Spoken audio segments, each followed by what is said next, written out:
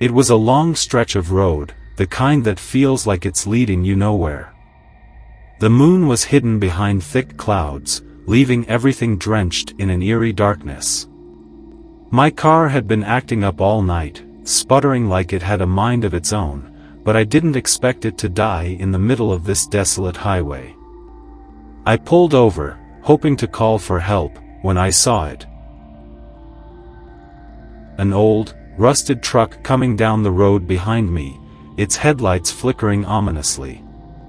Relief washed over me at first. Finally, someone could help. But as the truck slowed and pulled alongside my car, that relief quickly vanished. The driver's silhouette was barely visible, but something about it didn't feel right. The truck's engine idled loudly, but the driver never rolled down the window. I waved, but they just sat there, staring, or at least I think they were staring. My heart pounded. Suddenly, the truck sped off, tires screeching into the night. But before I could breathe, I heard it, heavy footsteps crunching gravel behind me. I turned, only to see nothing. The truck's taillights disappeared, leaving me alone, with whatever was out there.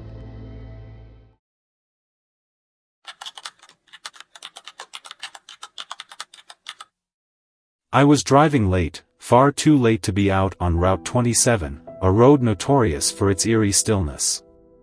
The kind of place that stretches for miles without a single light or sign of life. My car had been acting up for a while, coughing and sputtering like it was on its last leg, but I kept pushing forward. The nearest town was miles away, and my phone signal had long since disappeared. I was completely alone, or so I thought. Suddenly, the engine coughed once, twice, and then died. The car coasted to a slow stop on the side of the road, leaving me in a suffocating silence. No crickets, no wind, nothing. I sat there for a moment, gripping the steering wheel, the weight of the isolation settling on my chest. Just as I was considering getting out to check the engine, I noticed something in my rearview mirror. Headlights. A truck was approaching from behind, moving slowly, its lights flickering like they were about to burn out. At first, I felt a wave of relief. Someone could help, but as the truck drew closer, that relief twisted into dread. The truck was old, rusted, and as it pulled up behind me, the engine rumbled louder than any normal vehicle should. It idled there, close enough to my car that I could feel the vibrations. I waited, watching in the mirror, expecting the driver to get out, to offer assistance. But they didn't. The windows were pitch black, cracked, and dirty. I couldn't see inside. My pulse quickened. Something about the truck didn't feel right. Hesitantly, I rolled down my window and waved. "Hey, can you help me?" My car broke down, I called out, trying to keep my voice steady. No response. The truck just sat there, its engine growling like an animal sizing up its prey. The driver never moved, never showed any sign of acknowledgement.